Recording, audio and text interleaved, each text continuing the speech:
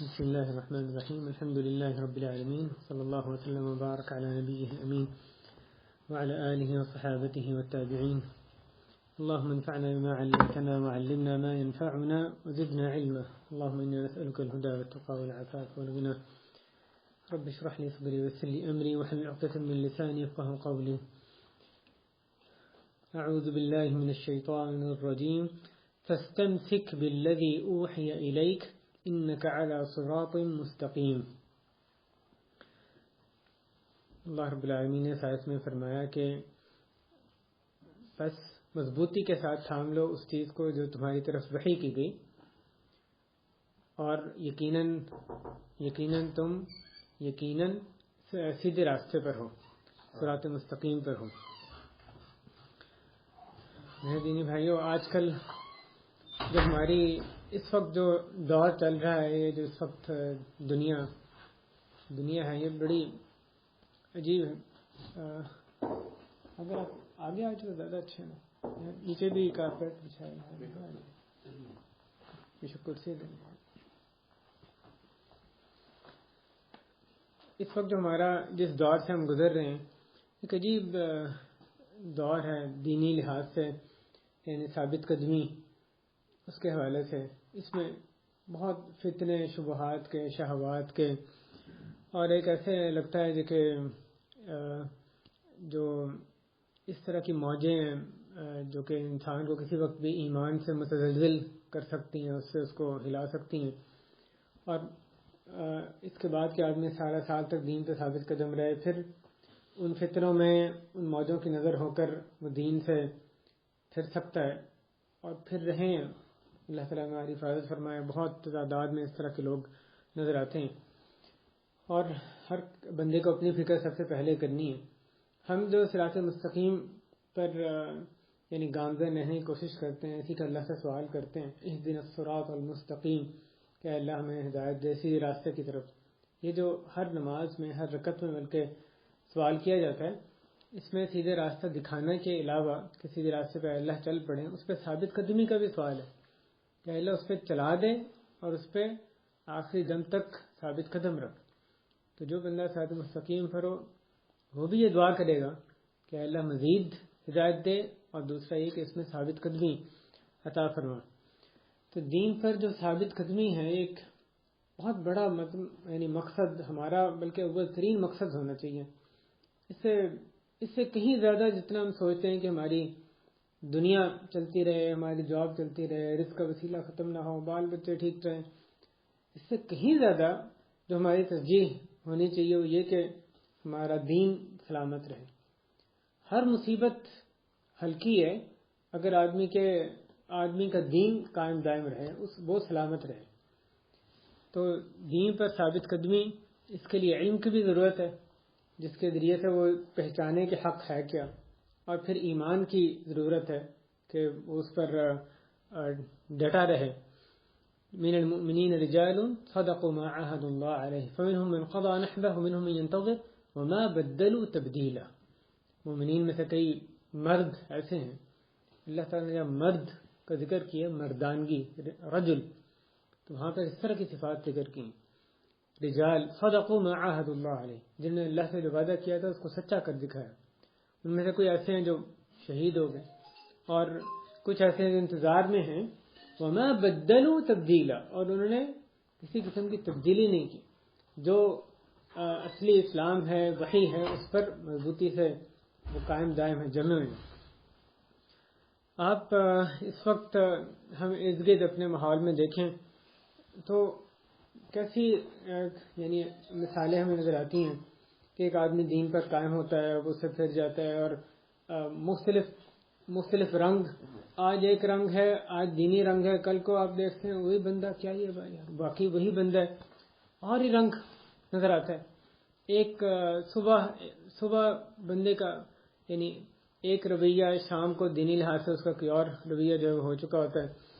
اپنے آپ پر اس طرح کی جو ہم چیزیں دیکھتے ہیں، ارد گرد اپنے معاشرے کو دیکھتے ہیں، بہت سے لوگ جو اس طرح کے یعنی اس طرح کی مثالیں دکھائی دیتی ہیں، تو اپنے آپ پہ سب سے پہلے ڈر لگتا ہے کہ ہم کوئی جبریل علیہ السلام کے اولاد میں سے تو نہیں ہیں. ان کی نسل میں سے کوئی بندہ اپنے آپ کو سمجھتا ہے بہت بڑی خام خیالی ہے. ہر بندے کو ڈرنا چاہیے کہ کسی وقت بھی وہ ان موجوں کا شکار نہ ہو جائے. تو آدمی کو اپنے آپ پر یعنی اپنے بارے میں ثابت قدمی اختیار کرنا اور آخری دم تک جو دین پر قائم رہنا، اس کے حوالے سے ہمیشہ فکر مند رہنا چاہیے. لیکن جو آدمی اللہ کے ساتھ سچائی اختیار کرتا ہے، واقعی سچے دل سے اس کا عزم کرتا ہے کہ میں دین پر ثابت رہنا ہے، اللہ تعالیٰ یقیناً اس کی مدد فرماتے ہیں. جتنے بھی فتنے ہو جائیں، جو دنیا میں حالات ہیں، لیکن جب اللہ تعالیٰ اس کی سچائی دیکھتے ہیں، دل سے کھوٹا نہیں ہے، وہ کھرا بندہ ہے، تو اللہ رب العالمین دین پر ثابت قدم رہنے میں اس کی مدد فرماتے ہیں. والذین جاہدوا فینا لنہدینہم سبلنا، اور جو ہماری راہ میں جد و جہد کرتے ہیں، ہم ان کو اپنی راہوں کی طرف ہدایت دیتے ہیں. وإن اللہ لمع المحسنین.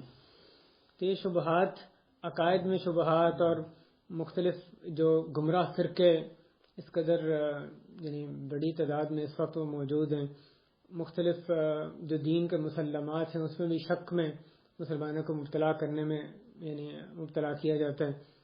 اور جو الحاد اس وقت مسلم دنیا میں بھی، باہر کی دنیا میں تو ہے ہی ہے، لیکن مسلمانوں میں بھی بہت جڑ پکڑ رہا ہے اور پھیل رہا ہے. اسی طرح جو مختلف طریقے جو کہ اللہ تعالیٰ کو ناراض کرنے والی طریقے ہیں، اور شہوات، اور زُیّنَ لِلنَّاسِ حُبُّ الشَّہَوَاتِ، لوگوں کے لیے مزین کر دی گئی شہوات کی جو محبت ہے. من النساء والبنین، عورتیں، بچے، والقناطیر المقنطرہ من الذهب والفضہ، یہ مال و دولت، یہ بھی ایک بہت بڑا فتنہ ہے. اس کے ذریعے سے بھی گمراہ ہو جاتے ہیں. اس لیے اللہ تعالیٰ کی جو ہمیں وصیت ہے، اللہ کا حکم، فاستمسک بالذی اوحی الیک، استمسک، مضبوطی کے ساتھ تھامو اس کو جو تمہاری طرف وحی کیا گیا. نبی صلی اللہ علیہ وسلم کو سورہ ہود میں اللہ تعالیٰ نے یہ حکم دیا، فاستمسک بالذی اوحی الیک، اے نبی علیہ السلام، آپ کی طرف جو وحی کی گئی اس کو مضبوطی سے تھام لیں. اور ان کے ذریعے سے ہم سب کو یہی حکم ہے، جو اللہ نے وحی نازل کی، چاہے وہ قرآن کی صورت میں ہو، حدیث کی صورت میں ہو، اس کو مضبوطی سے تھامیں. یہاں جو مبارک لفظ استعمال کیا گیا استمسک، یہ امسک سے مختلف ہے. پکڑ لو، امسک، اور استمسک اس میں مبالغت کا صیغہ، یعنی بہت مضبوطی سے پکڑ لو. اس لفظ سے ہی پتہ چلتا ہے کہ جیسے کہ کوئی آپ کو اس سے ہٹانے کی کوشش میں لگا ہوا ہے، آپ نے اس کو ہزیمت، اس کو ہرا کر آپ نے پھر بھی آپ نے اپنے دین پر، اپنے راستے پہ ثابت قدم رہنا ہے، ہٹنا نہیں ہے. استمسک، جیسے حدیث میں فرمایا گیا عضوا علیہا بالنواجذ، کہ اپنی داڑھوں سے، اپنے دانتوں سے اس کو مضبوطی کے ساتھ یعنی پکڑ لو. تو کوئی آپ کو اس دوسری طرف کھینچ رہا ہے. ہر وقت ہمیں صحیح راستے سے ایسی طاقتیں دوسری طرف موجود ہیں جو کہ کھینچنے والی ہیں، اس طرح سے ہٹانے کی کوشش کرنی، ان کا مقابلہ کر کے ہم نے صحیح راہ پر اپنے آپ کو جمائی رکھنا. فاستمسک بالذی اوحی الیک، اس آیت کو یعنی اپنی آنکھوں کے سامنے ہمیشہ رکھنا چاہیے. جو وحی کی گئی کس کو پکڑنا ہے؟ کسی کے ادھر ادھر کے کسی کے اقوال، حکایتیں، ان کی بات نہیں ہے. جو وحی آپ کی طرف کی گئی، قرآن، حدیث، وحی، اس کو مضبوطی کے ساتھ تھام لو. تو یہاں پر جو بہت سی ایسی چیزیں نظر آتی ہیں جو یعنی جس کی وجہ سے جو ہمیں انحرافات لوگوں میں نظر آتا ہے کہ وہ راہ ہدایت سے یعنی چھوڑ دیتے ہیں. آپ مختلف مثالیں دیکھیں معاشرے میں. مثلا ایک لڑکی نے جاب اپلائی کی اور اب اس کو ایک اچھی آفر ہوتی ہے، لیکن شرط یہ ہے کہ تم اپنے حجاب پہ قائم نہیں رہو.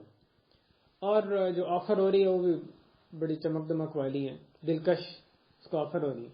ویسے ہی ایسی صورت میں بعض لڑکیاں اللہ تعالیٰ کو ثابت قدم بھی رکھتا ہے، اور بعض وہ یعنی اس میں سرنڈر کر جاتی ہیں اور دین پہ کمپرومائز کر دیتی ہیں.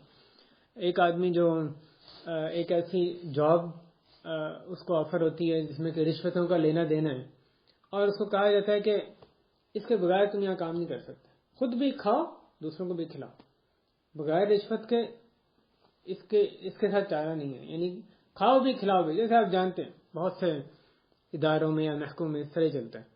اب کیا وہ اس کے آگے سے اپنے آپ کو محفوظ رکھتا ہے کہ یہ کام، یہ جاب چاہے چاہے جتنی بھی اس میں کشش ہے لیکن یہ کام نہیں کرنا. اسی طرح جو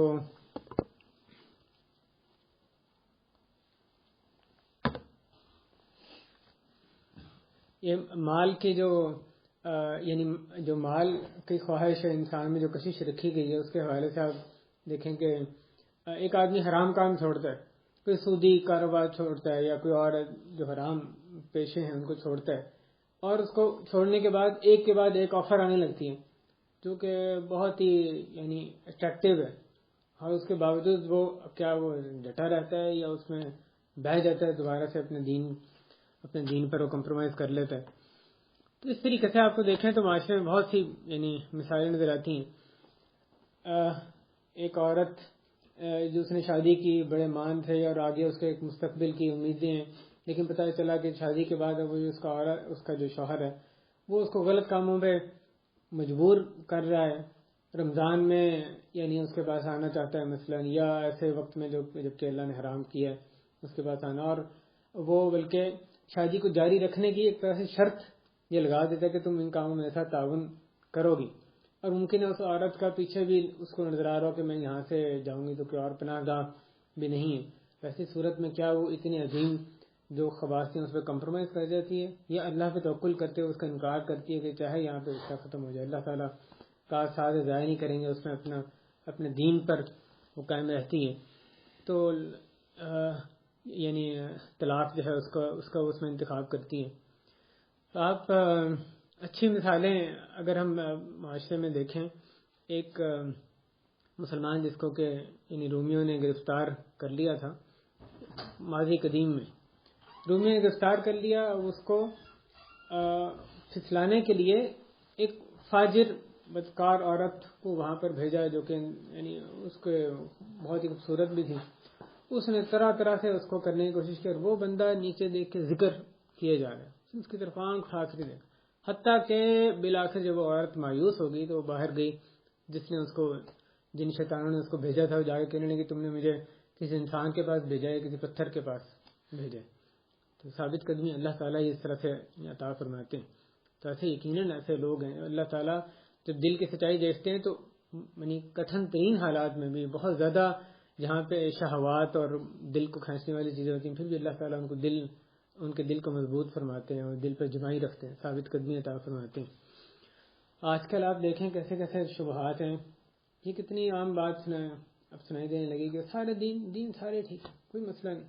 دین جو آسمانی دین ہے سب ٹھیک ہے، مسلمان ہیں وہ دوسری طرف یعنی کرسچن ہے، کوئی جیوز ہے، ہندو عیسائی سب، اور وہ اس کے گرجا گھر میں جائے یا ہندوؤں کے معبد میں جائے، وہاں پر ان کی عبادت گاہ میں جائے، وہ ادھر آئے، کوئی ایک دین ہے. بہت سے کامن پوائنٹس ہیں اس پہ اکٹھے ہو سکتے ہیں، اور بعض لوگوں نے تو اس کو یعنی دین ابراہیمی کا بھی نام جو دیا اور اس کی طرف زہر و شور سے دعوت دی جا رہی ہے. بعض جگہوں پر تو اس کو سرکاری سرپرستی حاصل ہے، اور ایسی جگہیں بنائی گئی ہیں یہاں پر جو دین ابراہیمی اس کی پریکٹس کی جا رہی ہے. وہ ایک ہی احاطے کے اندر مسجد بھی ہے اور چرچ بھی ہے اور یہودیوں کا بھی یعنی عبادت خانہ ہے، سب آئے یہاں پر اکٹھے، یعنی ایک دوسرے کے ساتھ کوئی ایسا مسئلہ نہیں. یا ایک طرف یعنی سنت ہے اور بدعت ہے، اور دو ایسے سب ٹھیک ہے، کوئی مسئلہ نہیں، آپس میں مسئلہ اکٹھے رہیں. اس طرح کی جو یہ یعنی آپ کو جو مہم چلائی جا رہی ہے اور برین واشنگ کی کوشش کی جاتی ہے، یہ کوئی ڈکی چھپی باتیں نہیں ہیں. یعنی بلکہ اس پہ کتابیں لکھی جاتی ہیں، ٹاک شوز ہوتے ہیں، لوگوں کی خوب اس پہ مائنڈ میکنگ کی، ذہن بنانے کی اس میں کوشش کی جاتی ہے.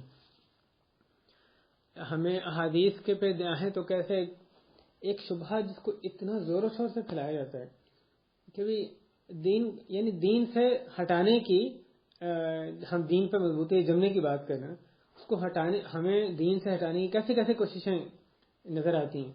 کہا جاتا ہے کہ حدیثیں وہ مثلا ابو ہریرہ رضی اللہ تعالیٰ عنہ کی حدیثیں جنہوں نے اتنی حدیثیں روایت کی، 1400 سال گزر گئے. اب کیا یہ معقول ہے کہ 1400 سال میں کہیں اس میں تحریف نہیں ہوئی، کہیں گزمنٹ نہیں ہوئی؟ یہ کیسے ہو سکتا ہے کہ ان کی حدیث 14 سال پہلے کہی، تمہیں کیا پتا کہ وہ ٹھیک ہے نہیں ٹھیک ہے؟ تو اس طریقے سے اس شبہے میں بہت سے لوگ پھنس بھی جاتے ہیں، جن کو تاریخ کا، سیرت کا، اور جو علماء کی محنتیں ہیں ہر دور میں دین سے لگن، اس کی حفاظت انہوں نے کیسے کی، اللہ نے کیسے اپنے دین کی حفاظت کا انتظام کیا، اس کا علم نہیں ہوتا وہ اس میں رہ بھی جاتے ہیں۔ آپ دیکھیں یہ جو شبہات پھیلایا جاتا ہے ان میں بہت سے لوگ ہوتے ہیں جن کو پتہ ہوتا ہے، حقیقت پتہ ہوتی ہے، لیکن وہ عام لوگوں کو دین سے دور کرنا چاہتے ہیں۔ غور کریں کہ حدیث کی تدوین کب شروع ہوئی؟ سب سے پہلے حضرت عمر بن عبدالعزیز رحمہ اللہ کے دور میں، سب سے پہلے امام محمد بن شہاب الزہری رحمہ اللہ، انہوں نے اس کی تدوین جو حضرت عمر بن عبدالعزیز کے حکم پر شروع کی، یعنی جو کہ آپ سمجھیں کہ 100 سال کے بعد تقریباً لگ بھگ وہ شروع ہوگی۔ اور اگر آپ یہ کتابیں بھی دیکھیں، بخاری، مسلم، اور پھر وہ ابو داؤد، ترمذی، نسائی، ابن ماجہ، تو آپ دیکھیں کتنا ٹائم گزرا نبی علیہ السلام کے بعد حدیث کی تدوین، یعنی جو باقاعدہ کتابی شکل میں لایا گیا اس تک۔ آپ کو نظر آئے گا کہ اچھا صحابی، تابعی، تبع تابعی، اگر آپ 100 سال دیکھیں یا اسے کچھ زائد عرصہ دیکھیں تو اس میں ممکن ہے کہ 3 نسلیں، یعنی 3 دور جو ہیں وہ گزرے ہوں، درمیان میں 3 واسطے نبی صلی اللہ علیہ وسلم تک پہنچنے کے، اور وہ لوگ جو کہ انتہائی امت کے پاک باز ترین لوگ اور دین کی حفاظت میں سب سے زیادہ حریص لوگ، اور اپنے حافظے میں بھی بہت تیز۔ صحابی نے سنی، ایک آگے تابعی، تبع تابعی، اس کے بعد امام بخاری نے لکھ دی، اس کے بعد امام مالک نے موطا میں حدیث درج کر دی، اور ممکن ہے بعض اوقات 3 سے زیادہ 4 5 تک چلے جاتے ہیں، اس کے بعد حدیث لکھ دی جاتی ہے۔ یعنی صحیح بخاری میں بھی ثلاثیات جو ہیں کافی تعداد میں وہ بھی موجود ہیں، اور 4 جن میں 4 سے واسطے ہیں وہ تو ایک بڑی تعداد میں، بہت بڑی تعداد میں اس میں موجود، تو 4 5 بس سے آگے نہیں۔ اب جب کتاب میں لکھ دی گئی وہ 100 سال 150 سال اس عرصے کے بعد جب کتاب کی ایک نسخہ وہ بن گیا، اس کے بعد کیا اب سند کی کوئی اہمیت پھر باقی رہی؟ نہیں، اسے سنا اب تو کتاب میں آ گئی۔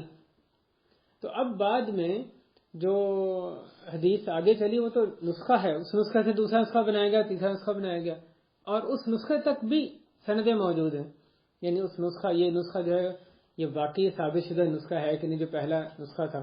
تو اب جب نسخے میں لکھ دی گئی، نسخے سے مراد کوئی کتاب تدوین کر دی گئی، اب اس کے بعد اگر 1000 سال کیا 2000 سال بھی گزر جائیں، اب یہ کہنا کہ دیکھو 1400 سال گزر گئے، بات اتنی اصل میں 100 سال، ابتدائی 100 سال یا اس سے کچھ زائد، اور کہا جاتا ہے 14 سال گزر گئے، یہ اصل میں یعنی شک میں ڈالنے میں کی یعنی کوشش ہوتی ہے دشمنوں کی طرف سے۔ حدیث کے مجموعے میں شک میں ڈال دیا گیا تو ظاہر دین جو ہے وہ برباد ہو جائے گا۔ جو لوگ دوسری طرف علم رکھتے ہیں وہ جانتے ہیں کہ حقیقت کیا ہے صبح کی، وہ اس میں نہیں پڑتے، لیکن ایک تعداد مسلمانوں کی ایسی جو نہیں جانتے اور اس میں آ جاتے ہیں، سنت میں شک میں پڑ جاتے ہیں۔ تو سنت کی حفاظت اللہ تعالیٰ نے اس کی ذمہ داری دی، انا نحن نزلنا الذکر وانا لہ لحافظون۔ قرآن کی حفاظت اس میں یہ بھی شامل ہے کہ قرآن کی جو تشریح ہے سنت کی شکل میں، اس کی بھی اللہ نے حفاظت فرمائی۔ یہ ایک مثال ہے کس طرح سے یعنی شبہات جو ہیں پھیلائے جاتے ہیں، اور ہر شخص کے پاس تو اتنا علم نہیں ہوتا کہ اس کا وہ جواب جو ہے وہ دے سکے۔ لیکن آپ کو دوسری جانب بھی مثالیں جو ثابت قدمی کی نظر آتی ہیں، نظر آتا ہے فلسطین میں یا کہیں اور دشمنوں نے ایک خاتون کو یا خواتین کو پکڑا اور اس کے ان کو زد و کوب کیا جاتا ہے، تنگ کیا جاتا ہے کہ وہ اپنا حجاب اتار دیں، لیکن وہ اس کو برداشت کر لیتی ہیں، حجاب اتارنے پھر بھی راضی نہیں ہوتی۔ ایسی ثابت قدمی ایک عورت ہوتے ہوئے بھی کہ وہ سب برداشت کرنے کے بعد وہ پھر بھی اس پر اپنا حجاب جو اس پہ قائم رہتی ہیں۔ پھر استمساک فاستمسک بالذی اوحی الیک انک علی صراط مستقیم۔ ایک لڑکی مسلمان ہوئی ایک ایسے گھرانے میں جہاں پہ کہ انتہائی تعصب تھا اپنے دین کے لیے۔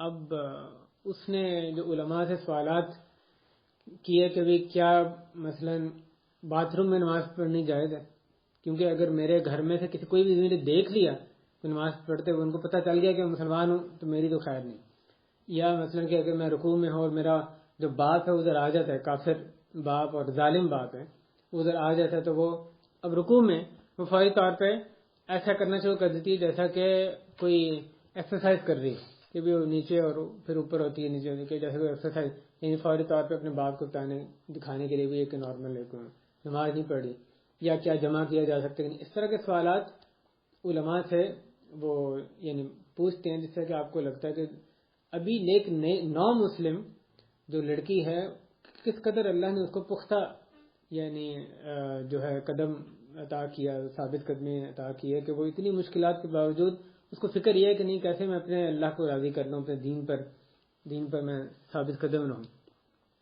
جو یہ رشیا کی جو مختلف ریاستیں جب وہ ختم ہوئیں اس سے پہلے کس طرح سے یہ لوگ وہاں پر جو مسلمان تھے، بہت سی ریاستیں جن میں کہ اکثریت یعنی مسلمانوں کی تھی، تو اس میں کس طرح انہوں نے اپنے دین کی حفاظت کی، کس طرح سے دین کو مضبوطی سے قائم رکھا.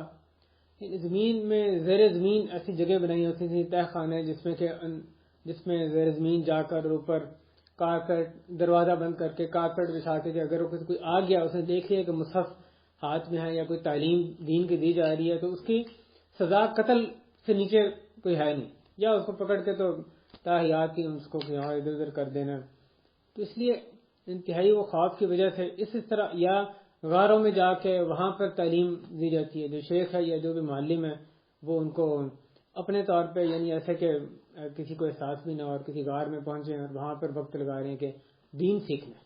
اتنی مشکل کیوں برداشت کر رہے ہیں کہ دین سیکھنا ہے.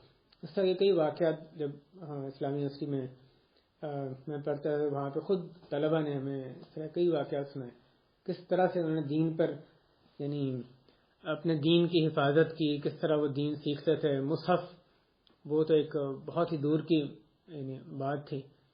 بہرحال یہ ایک یعنی روشن مثالیں ہیں جو کہ ہمیں نظر آتی ہیں. ایک شخص جو مکہ میں اس نے یعنی بعد میں شاید کو یہ بتایا کہ وہ اس نے جو کہ دین کا علم اس نے حاصل کیا کسی جامعہ اسلامی یونیورسٹی سے، اس نے فارغ التحصیل. تو اس نے بتایا کہ اس کے جو دادا تھے جب وہ 11 سال کے تھے تو وہی سوویت یونین کی کسی ریاست میں اپنے مسلمان پڑوسی کی دعوت پر اس سے متاثر ہوئے اور مسلمان ہو گئے. اب وہاں سے مسلمان ہونے کے بعد انہوں نے ہجرت کا عزم کیا، اور ہجرت کیسے کرنی تھی وہ بھی کوئی آسان کام نہیں تھا. رات کے وقت انہوں نے سارا اپنا جو بھی ساتھ لے سکتے تھے لیا اور پھر رات کے وقت چلتے تھے، دن کے وقت سوتے تھے، حتیٰ کہ وہاں سے ترکی پہنچ گئے، وہاں سے سیریا پہنچ گئے. اور پھر وہ جو بندہ تھا جس کی دعوت سے مسلمان ہوئے تھے اس نے وہ بندہ اصل میں ان کو مکہ کے لیے لے کر جا رہا تھا کہ مکہ چلتے ہیں، وہاں جا کر اپنے دین پر عمل ہم کر سکیں گے.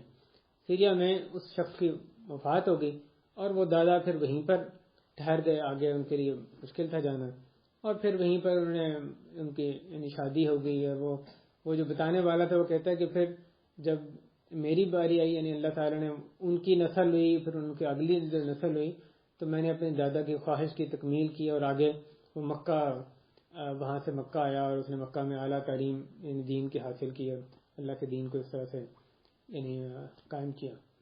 تو کہتا ہے کہ یہ دادا کی جو شروع تھا وہ دادا نے کیا جو کہ صرف 11 سال کا ایک بچہ ہی ہوتا ہے، کیسے اللہ تعالیٰ نے دین پر اس کو جمائی رکھا.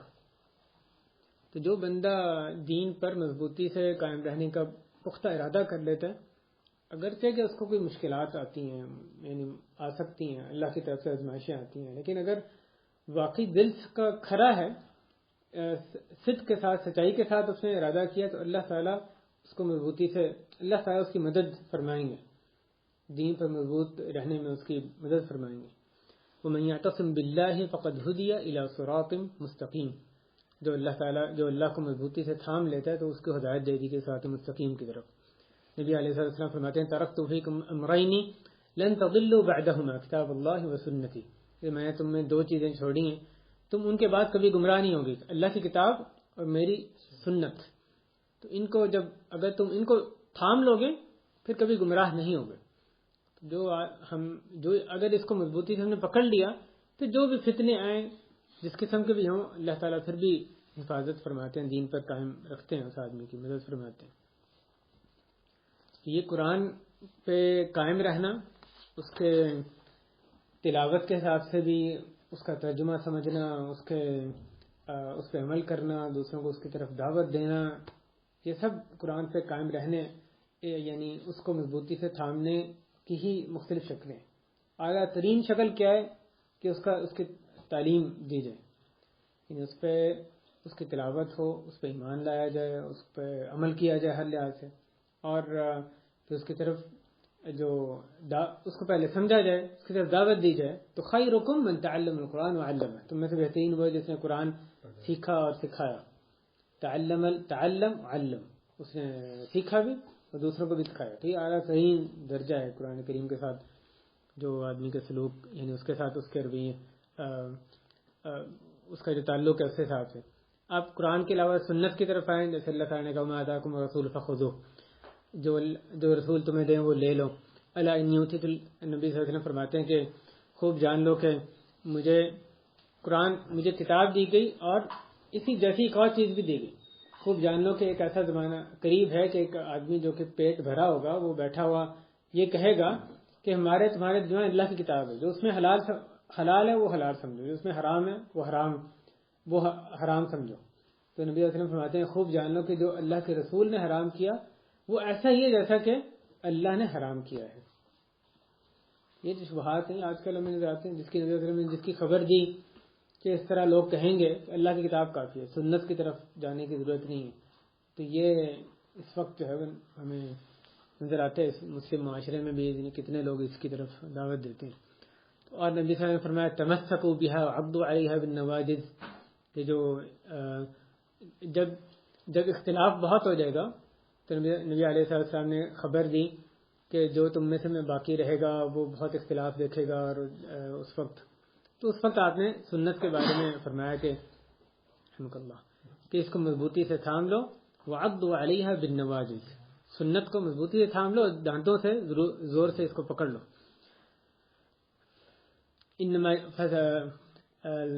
ان الذين يبايعونك انما يبايعون الله، بے شک جو آپ سے بیعت کر رہے ہیں وہ در حقیقت اللہ سے بیعت کر رہے ہیں. بہرحال سنت کی ایک مسلمہ حیثیت ہے، تو قرآن کے ساتھ سنت کو بھی تھامنا ضروری ہے. اگلے نقطے کی طرف آتے ہیں بھائیوں کہ یہ جو سنت کو وحی کو تھامنا ہے یہ زندگی کے ہر شعبے میں ہونا چاہیے.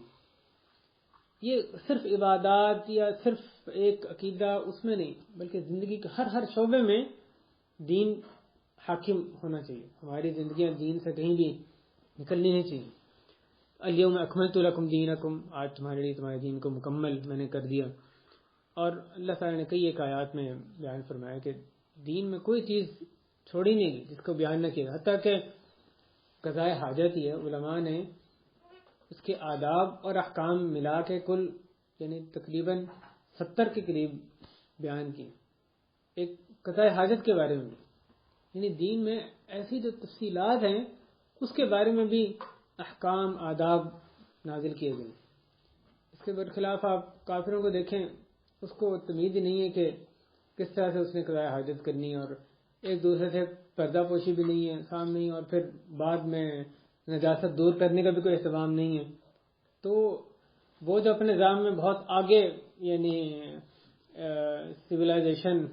سویلائزڈ معاشرہ جن کو کہا جاتا ہے، تو ان کو قضاء حاجت کرنا بھی نہیں آتی. مسلمان جو ہے اس کو اللہ تعالیٰ نے اس ایک چیز دنیا کی یعنی دنیا میں رہنا جو سکھایا، ما فرطنا فی الکتاب من شیء، ہم نے کتاب میں کوئی کوتاہی نہیں کی، کوئی چیز چھوڑی نہیں. تو ہر چیز اس کی ہمیں اس میں یعنی تعلیم دی گئی ہے. تو پورے دین کو مضبوطی سے تھامنا، وہ وحی کو پکڑنے کا مطلب زندگی کے ہر شعبے میں اس کو پکڑنا ہے. وَنَزَّلْنَا عَلَيْكَ الْكِتَابَ تِبْيَانًا لِكُلِّ شَيْءٍ، ہر چیز کو کتاب میں بیان کر دیا گیا. اور فرمایا اولم یکفیہم انا انزلنا علیک الکتاب یتلی علیہم، کیا ان کے لیے کافی نہیں ہے کہ ہم نے ان پر کتاب نازل کی جو ان پر پڑھی جاتی ہے.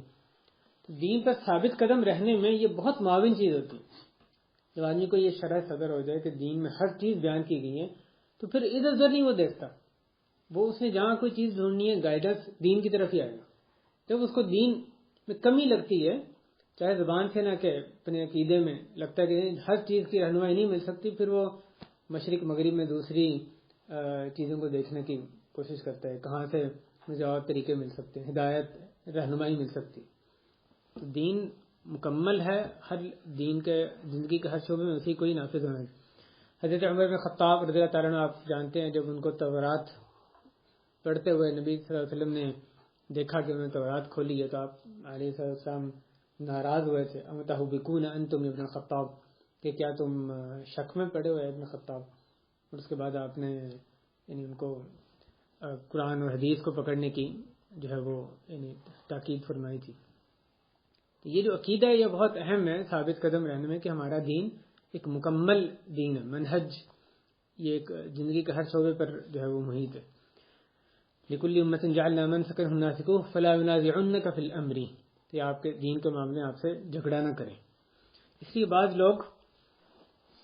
لوگوں نے ایک اور شبہ یہ پھیلاتے ہیں کہ دین انسانیت اس نام سے بھی یعنی پروپیگنڈا جو ہے وہ کیا جاتا ہے کہ بھی کسی کے کوئی بھی آپ دوسرے کے ایونٹس میں بھی شریک ہو سکتے ہیں، دوسروں کی عیدیں اس میں بھی جا سکتے ہیں، دوسروں کو ان کے جو باطل تہوار ہوتے ہیں اس میں ان کی مدد بھی کی جا سکتی ہے.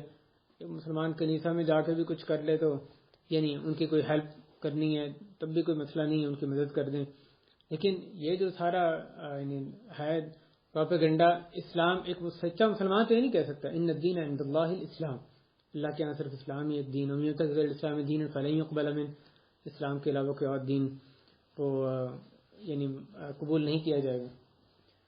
تو علماء نے مثال دی کہ یہ کتنی عیب کی بات ہے کہ آدمی کو اپنے موبائل کی کیٹالاگ کا پتہ ہو اور اس کو کوئی دوائی لیتا ہے اس کی پرسکرپشن ساتھ جو لیفلیٹ آتا ہے وہ پڑھے، لیکن تو اپنے بارے میں اس کے بارے میں اللہ نے کتاب نازل کی ہے، سنت نبی صلی اللہ علیہ وسلم کی ہے، اس کے بارے میں وہ یعنی لا علم ہو، اس کے بارے میں جاہل ہو.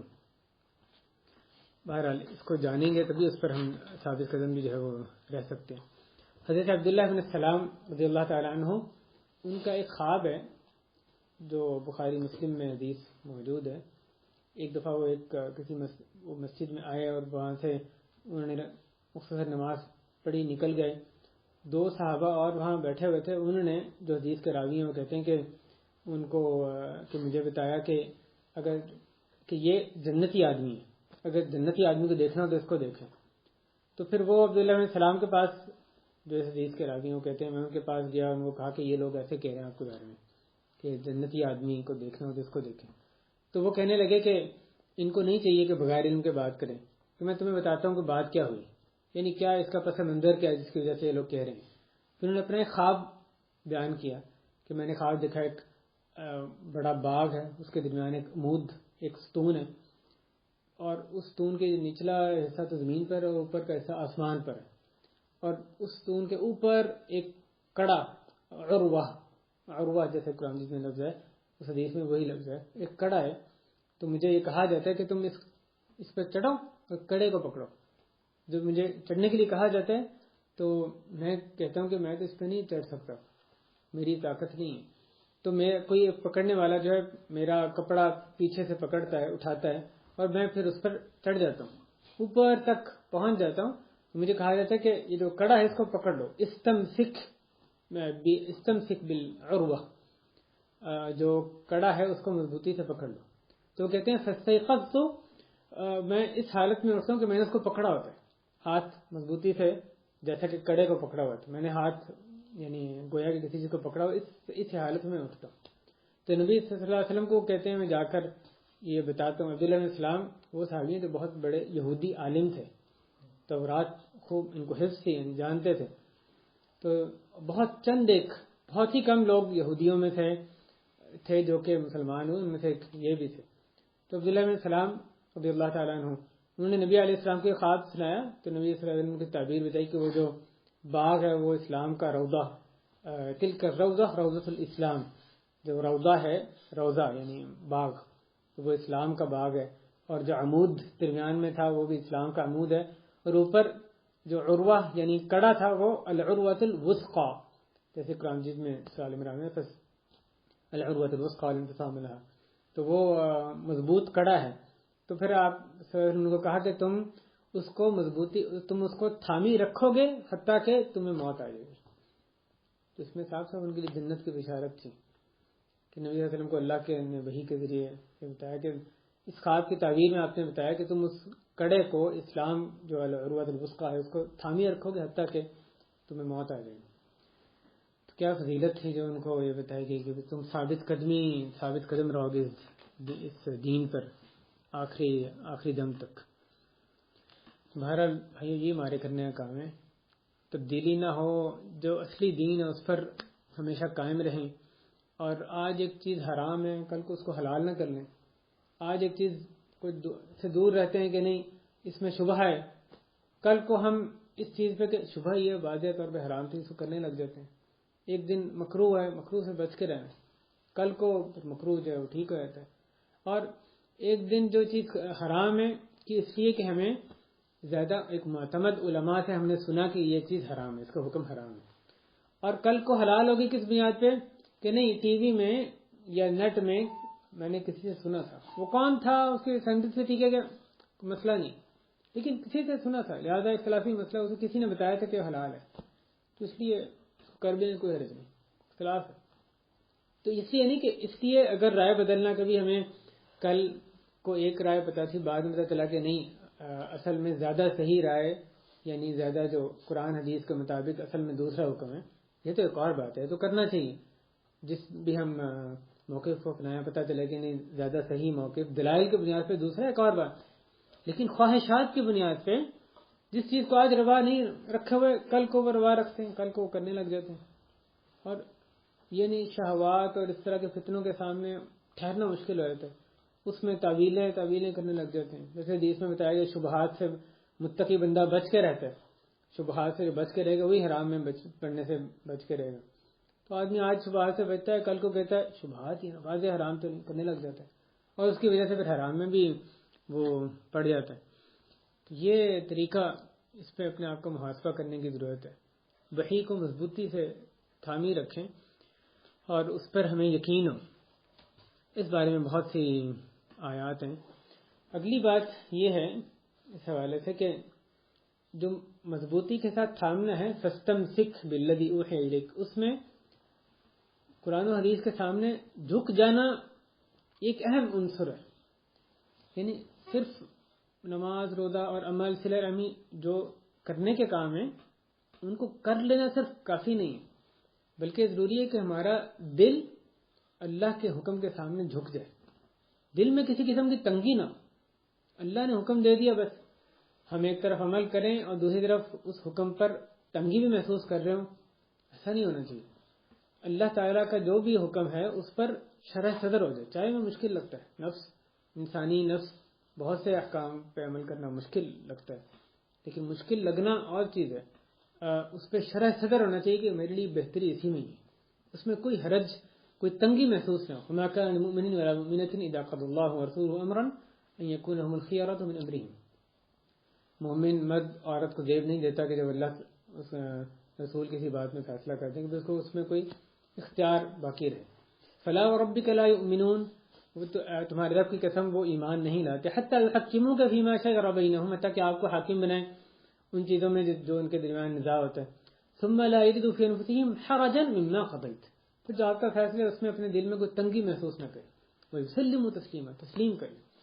انقیاد جو یعنی جھک جانا ہے وحی کے سامنے بہت اہم عنصر ہے. جو اللہ کا حکم آیا بس اس کے آگے کوئی چون چرا نہیں ہونی چاہیے، اس پہ شرح صدر ہو جائے. یہ تحقیق جب ہوگی کہ یہ واقعی اللہ کا حکم ہے، نبی علیہ السلام کا حکم ہے، چاہے 50 سال ایک طریقہ اختیار کیا ہم نے، چاہے معاشرے میں سارا ایک پھیلا ہوا، جب یہ پتہ لگ جائے اللہ کا حکم یہ رسول کا حکم، اس کے بعد گنجائش نہیں مومن کے لیے کہ اپنے غلط طریقے پہ قائم رہے، بلکہ فوری طور پہ جھک جائے، اس کا دل اس کو خوشی سے قبول کر لے.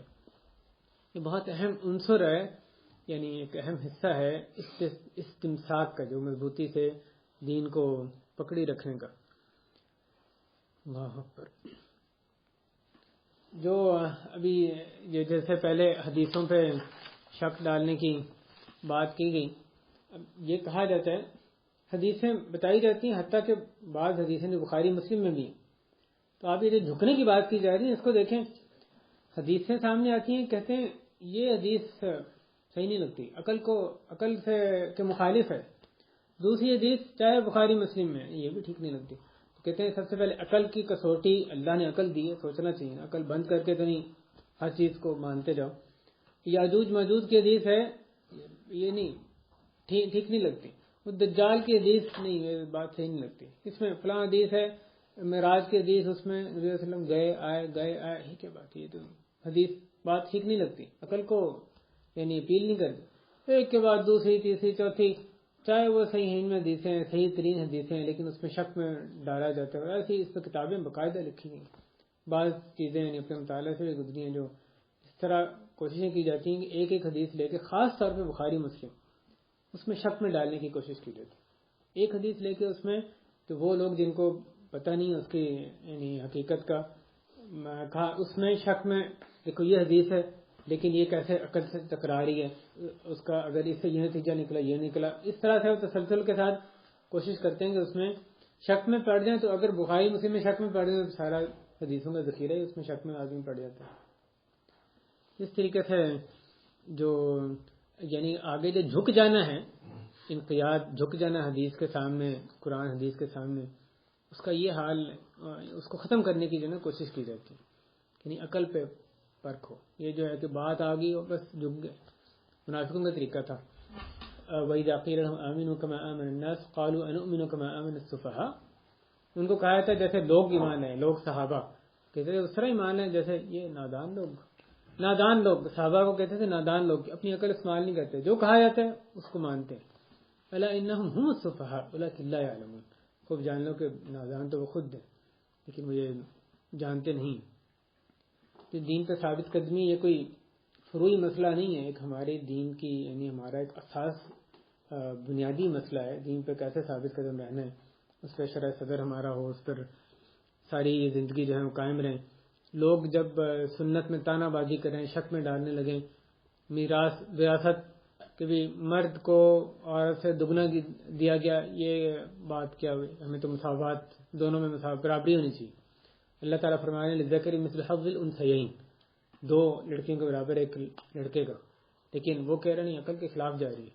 اس طرح ایک نہیں، آپ کو دسیوں سینکڑوں مثالیں اس طرح کی ملیں گی جو کہ قرآن سے حدیث سے نکال کے چیزیں اس میں جو ہے شک میں ڈالنے کی کوشش کی جاتی ہے. تو اصل میں کیا ہو رہا ہے، اللہ پہ اعتراض کرنے کی وہ یعنی کوشش کرتا ہے. ہمارا طریقہ کیا ہے، بتا دیا کہ ایمان کے 6 ارکان، بس اس پہ ایمان لاتے ہیں. یہ جو غائب کی چیزیں یؤمنون بالغیب، اس کے آگے کوئی اور بات جو ہے وہ ایک مسلمان یعنی نہیں کر سکتا. جنوں کا بتایا گیا، فرشتوں کا بتایا گیا، جو بھی سب چیزیں، وہ یہ نہیں کہتا کہ میری عقل میں بات نہیں آ رہی. آپ صحابہ کرام کے طریقے کو دیکھیں، شراب کی حرمت کا حکم آتا ہے، ساتھ ہی وہ شراب جو صحابہ پی بھی رہے تھے اسی وقت وہ ساری کی ساری بہا دی جاتی ہے تاکہ درخت بھی ہنسی کا کل مدینہ میں گلیوں میں بہنے لگ جاتی. گدھے کی حرمت کا حکم آتا ہے، جو گدھے میں ابل رہی ہے اس وقت ہنڈیاں ابل رہی ہے اس کو بھی گرا دیا جاتا ہے. حجاب کا حکم آتا ہے تو خواتین جن کے پاس صحابیات اس وقت کوئی اور چیز نہیں ہے، وہ اپنے جو چادر وہ نیچے باندھا کرتی ہیں، کپڑا جو نیچے لیا اسی کا پھاڑ کے اس کو یعنی اسی کو اوپر کے اپنے پردے کے لیے استعمال کرنا اگلے لمحے سے شروع کر دیتی ہیں. نبی صلی اللہ علیہ وسلم نماز میں جوتی اتارتے ہیں، ساتھ ہی صحابہ کرام بھی بغیر اس کے کہ اس کی وجہ ان کو پتہ چلے، سارے کے سارے صحابہ جو ابتدا میں نماز پڑھ رہے ہیں سب جوتی اتار دیتے ہیں. بعد میں نبی صلی اللہ علیہ وسلم اس کی یعنی وضاحت فرماتے ہیں. آپ کو دسیوں سینکڑوں مثالیں صحابہ میں نظر آتی ہیں. یعنی ان کے لیے اشارہ بھی کافی ہوتا تھا کہ نبی علیہ السلام کیا کر رہے ہیں، بس انہوں نے ویسے ہی کرنا ہے، اپنی عقل نہیں پھر درمیان میں لڑانی. اور عام باتوں میں صرف نہیں بلکہ وہ چیزیں جو بہت بھاری لگتی ہیں دل کو. حضرت ابوبکر صدیق رضی اللہ تعالیٰ نے واقعہ عفق ہے، حضرت عائشہ رضی اللہ تعالیٰ عنہ ان پہ جب تہمت لگائی گئی تو وہ جو کچھ مسلمان جو ان باتوں میں منافقوں کی باتوں میں آ گئے، انہوں نے بھی ان کی بات ہاں میں ہاں ملائی. ان میں سے ایک مستح بھی تھے جو حضرت ابوبکر صدیق کے رشتے دار تھے. تو حضرت ابوبکر صدیق نے جب آیات اتری سورہ نور میں اور حضرت عائشہ کی برات اللہ تعالیٰ نے ثابت کی، تو اس کے بعد انہوں نے ان کا جو ایک وظیفہ دیا کرتے تھے وہ روک دیا. وہ مستح فقیر بھی تھے تو ان کو یہ ایک باقاعدہ وظیفہ دیا کرتے تھے، خرچہ دیا کرتے تھے، وہ انہوں نے روک دیا. اور کس چیز پہ روکا؟ کم بات نہیں تھی، ان کی بیٹی پہ بدکاری کی تہمت. یعنی بندے کے لیے کتنی بڑی مصیبت ہے. ایک بندہ جس کو وہ خود جس کی کفالت کر رہے ہیں، اس کو خرچہ دے رہے ہیں، اور وہ ان کی بیٹی پر تہمت لگی ہے اس میں ہاں میں ہاں ملا رہے ہیں. اس پر انہوں نے روک دیا. اللہ تعالیٰ نے جب یہ آیت نازل کی اولئک اولی الفضل منکم والسعة ان یؤتوا القربى والمساکین والمہاجرین فی سبیل اللہ ولیعفوا ولیصفحوا الا تحبون ان یغفر اللہ لکم واللہ غفور رحیم. تو انہوں نے اللہ کے فرمان سننے کے بعد ساتھ ہی ان پہ جو خرچہ تھا باہر جاری کر دیا. آپ اپنے آپ پہ رکھ کے سوچیں کتنا مشکل ہے. اس کے باوجود کہ وہ شخص جس نے بیٹی کو ایک آئے تو اس پہ دوبارہ وہ جاری. معقل ابن یسار رضی اللہ تعالیٰ عنہ ان کے اپنی بیٹی کی اپنی بہن کی انہوں نے ایک جگہ شادی کی اکرام کے ساتھ عزت کے ساتھ ان کو رخصت کیا. بعد میں آپس میں اختلاف ہو گیا اور وہ جو دوسرے صحابی تھے انہوں نے ان کو طلاق دے دی. عدت بھی ختم ہو گئی. اس کے بعد ندامت ہوئی, اپنے آپ کو ریویو کیا, پھر وہ دوبارہ ان کے پاس اپنے معقل رضی اللہ عنہ کے پاس ان کی بہن کا رشتہ مانگنے کے لیے آئے جو بہن کے سابقہ شوہر تھے. بہن بھی اس پر راضی تھیں. تو انہوں نے کہا میں نے تمہارے ساتھ اس کی شادی کی, تمہیں عزت دی اور تم نے اس کو طلاق دے دی, اب تم پھر مانگنے آ گئے اس کا رشتہ. اللہ کی قسم میں تمہارے ساتھ اس کا کبھی رشتہ نہیں کروں. اللہ تعالیٰ نے جب آیت نازل کی کہ لا تعضلوهن ينكحن ازواجهن اذا تراضوا بينهم بالمعروف, تو انہوں نے کہا سمعا لربی وطاعتا. آیت نازل ہوئی کہ عورتوں کو نہ روکو کہ اپنے شوہروں کے پاس واپس پلٹ جائیں جب وہ آپس میں معروف کے مطابق یعنی راضی ہوں. تو انہوں نے کہا اللہ تعالیٰ کی بات سنی اور اطاعت کی. ان کو بلایا اور کہا میں تمہارے ساتھ شادی بھی کروں گا, تمہاری تکریم بھی کروں گا. شادی کر دی. یعنی اتنے مشکل جو مرحلے ہیں جہاں پہ کہ انسان کا نفس ایک انسان ہونے کے ناطے آڑے آتا ہے, لیکن جب حکم سامنے آ گیا اس کے بعد کوئی چون چرا نہیں. حضرت کعب بن مالک رضی اللہ تعالیٰ عنہ جو ایک مثالی اطاعت ہمیں صحابہ کے پورے معاشرے میں اجتماعی طور پہ نظر آتی ہے, اس کی بہت ہی عجیب مثال ان کے جو تبوک سے پیچھے رہنے کا واقعہ ہے. طویل واقعہ ہے لیکن اس میں یہ جو بات ہے کہ بھی کعب بن مالک کہتے ہیں کہ وہ زمین میرے لیے وہ زمین نہیں رہی, بلکہ مسلم احمد کی روایت میں کہ وہ دیواریں میرے لیے وہ دیواریں نہیں رہی کہ وہ یہ تو مدینہ وہ تھا ہی نہیں جو مدینہ جہاں میں رہتا تھا. کوئی ایک بندہ بھی جو ان سے بات کرتا ہو, نبی صلی اللہ علیہ وسلم نے منع کر دیا ان سے کوئی بات نہیں کرے گا, بس مجال ہے کسی ایک بندے نے بات کی. حتیٰ کہ ان کے اپنے جو قریبی ان کے کزن جن کے پاس وہ جاتے تھے, کافی آنا جانا تھا, ان کے پاس بھی گئے تو انہوں نے بھی بات کرنے سے بالکل انکار کر دیا. انہوں نے پوچھا کیا تم میرے بارے میں یہ نہیں جانتے ہیں؟ اللہ رسول بہتر جانتے. کوئی جواب نہیں. اجتماعی طور پہ ایسی زبردست اطاعت نبی صلی اللہ علیہ وسلم کی, اور بعد میں آخر میں آپ جانتے ہیں جو اللہ تعالیٰ کی توبہ قبول کی. انہی کا ایک اور واقعہ کعب بن مالک رضی اللہ تعالیٰ عنہ کا, خود ان کی اطاعت کیسی. ابن ابی حضرت رضی اللہ عنہ ان سے انہوں نے قرضہ لیا. اب مسجد نبوی میں دونوں تھے قرضہ لینے اور دینے والا, یہ ان سے مطالبہ کر رہے تھے قرضہ واپس کرو, وقت آ چکا تھا. وہ کہتے میں نہیں کر سکتا. ابن ابی حضرت ایک اور صحابی کہتے میں نہیں کر سکتا. نبی صلی اللہ علیہ وسلم ان کی آوازیں بلند ہوئیں, سنی تو وہ نکلے. نبی علیہ السلام حجرے سے نکلے اور کہا یا کعب لبیک یا رسول اللہ. تو انہوں نے کہا اشارے سے کہا کہ ضع الشطر. وہ خود کہتے ہیں کہ نبی صلی اللہ علیہ وسلم نے اشارے سے کہا کہ ضع الشطر, یعنی آدھا تم ساکت کر دو, تم نے جو اس سے قرضہ مانگ رہے ہو اسے ساکت کر دو. تو انہوں نے کہا قد فعلت یا رسول اللہ. ان کے اپنے پیسے ہیں, مطالبہ کر رہے ہیں, تو دل تو چاہ رہے ہیں پیسے پورے آ جائیں. نبی صلی اللہ علیہ وسلم نے اشارہ کیا ساکت کر دو, آدھا ساکت کر دو. انہوں نے کہا قد فعلت. اگلا کوئی بات ہی نہیں, قد فعلت یا رسول اللہ.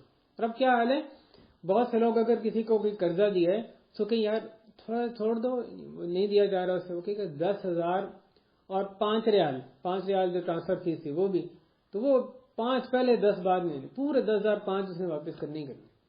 تو وہ یعنی ساکت کرنا تو بہت دور کی بات. تو ان کو نبی صلی اللہ علیہ وسلم نے حکم دیا, اگلے لمحے ختم. اور انہوں نے پھر ان کو کہا قم فقدہ, دوسرے شخص کو کہا صحابی کو کہ اٹھو ان کو واپس کرو. ایک حاکم نبی صلی اللہ علیہ وسلم ان کا حکم تھا, ساتھ ہی انہوں نے ان کو واپس کر دیا اور معاملہ ختم. اطاعت, مثالی اطاعت, کس طرح مضبوطی سے کے ساتھ یعنی سنت کو تھامتے تھے.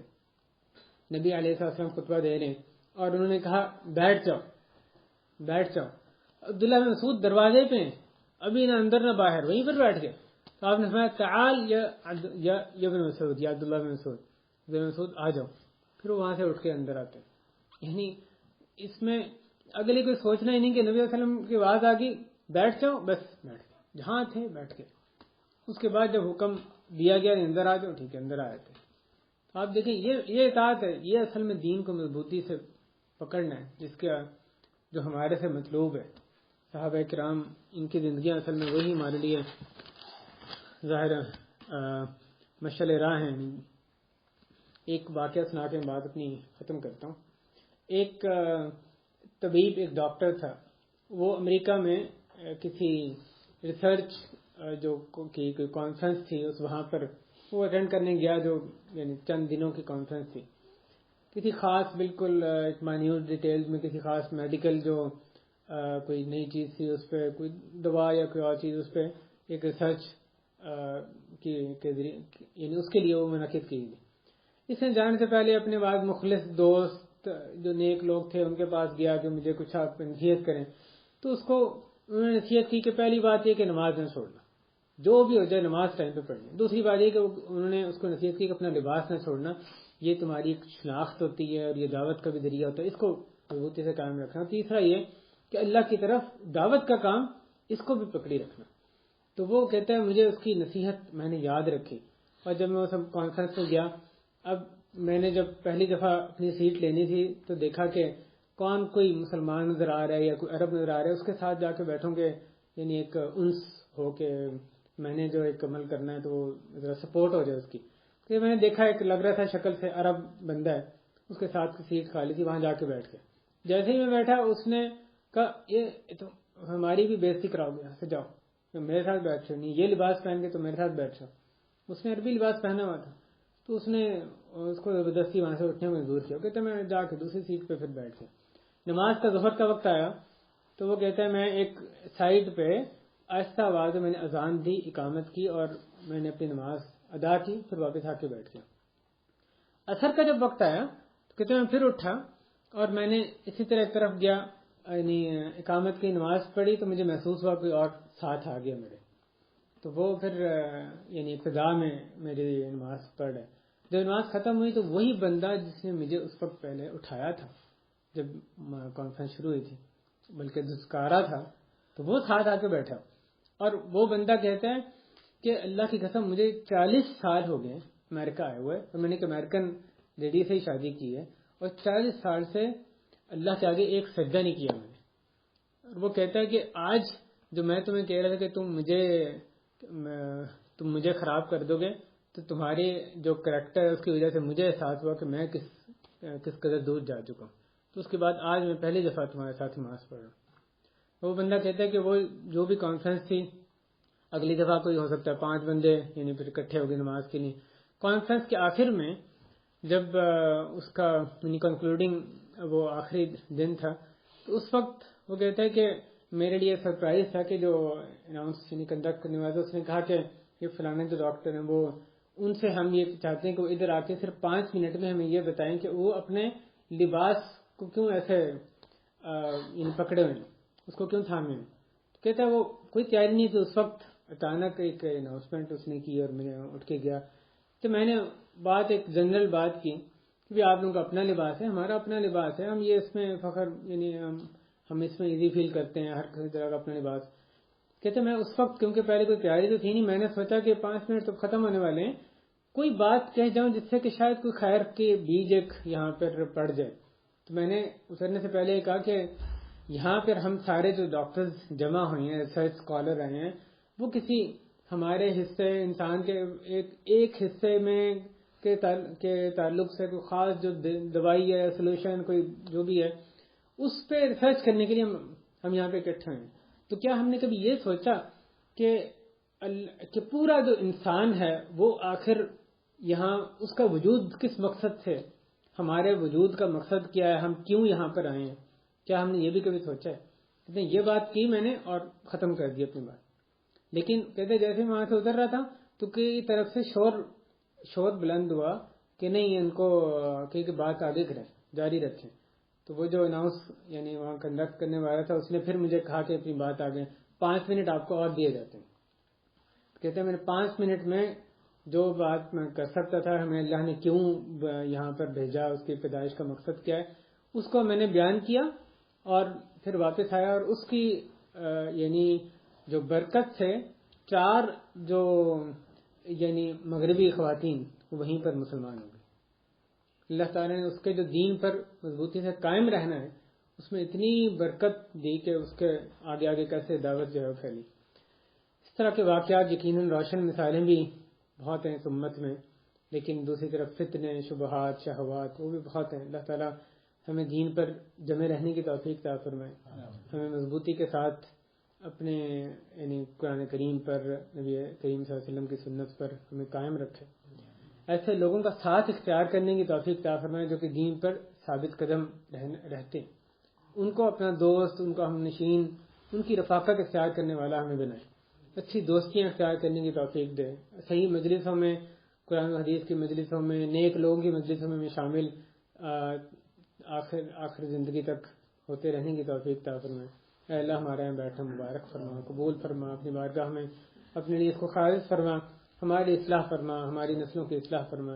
اے اللہ مظلوم مسلمان، کمزور مسلمانوں کی مدد فرما. فلسطین میں ہمارے جو بھائی ہیں وہاں پر اے اللہ ان کی مدد فرما، ان پر جو مصیبت اس وقت آئی پڑی ہے اللہ اس مصیبت کو ہلکا فرما دے، ان کو نصرت و تائید سے ہمکنار فرما.